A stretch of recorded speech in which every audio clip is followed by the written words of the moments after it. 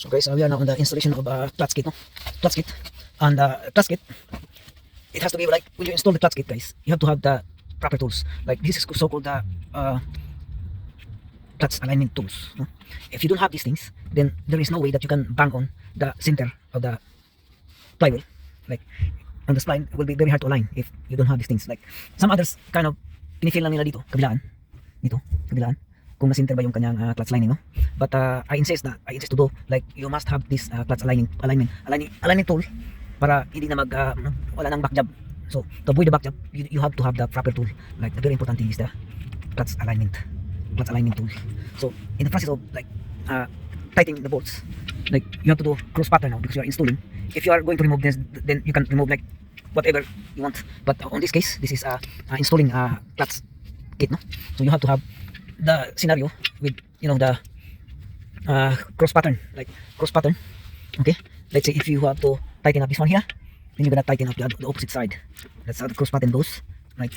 Okay, and you have to tighten the below, the bottom one, then you have to tighten the top.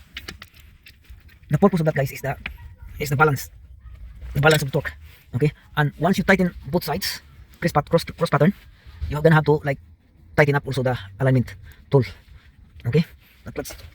That's alignment tool. You have to tighten also as you go further on the bolts, tighten it down. When you go further, tighten it down. Like, so you have also to have the tighten also this and also this on the cup. Like the purpose of that is it will expand on the center, on the spline center. It will expand and then it will keep holding up the clutch kit that will stay in the middle. I mean the alignment. What it is, the clutch pressure, clutch lining that will stay on the middle if you're doing this. Like once you tighten on both sides like cross pattern, then you have to drop down.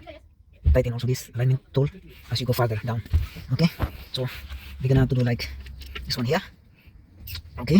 You don't have to be like tighten as like harsh tighten, like no, okay. If you don't have the torque wrench, you just can feel it with your hand. Like if the bolts stop turning like so, then that's it. Like the very important thing of this one, it has the dowel on it on both sides, dowel, and this bolt here is only back up, like not to go on separate ways. So tighten it down like so, and then cross button. It's very hard to do with one hand. See.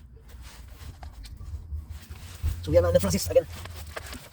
We're now in the process of tightening it down. So we start on the bottom, like so. You're gonna have to tap in order that Allen key is in.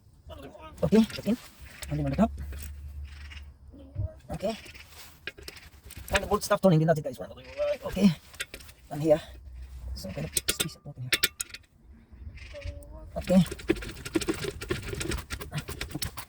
And this one here. So okay.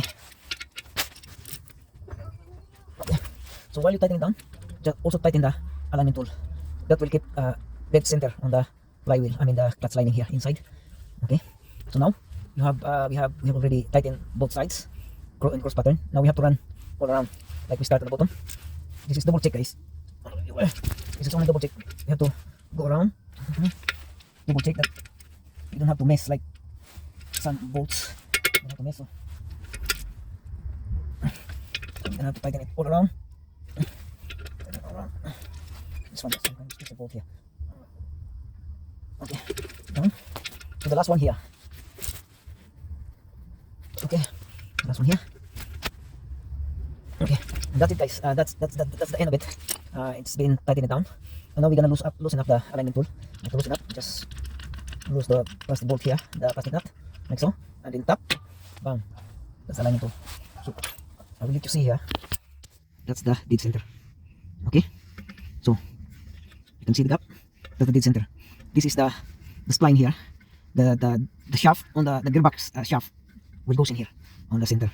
So it's very important to be this shaft here, to be this clutch lining or the shaft to be on the center. So in order to put the gearbox easily, no? So you have to get in here, and then yeah, that's the end of it. We didn't change the flywheel because I called the owner and the owner said just put it back. Maybe the owner has no budget for this thing. So so if they want to change if they decide to change the flywheel again, then we're gonna have to remove the second time. But I normally advise the owner beforehand, so they will know that there's something going on the system, no?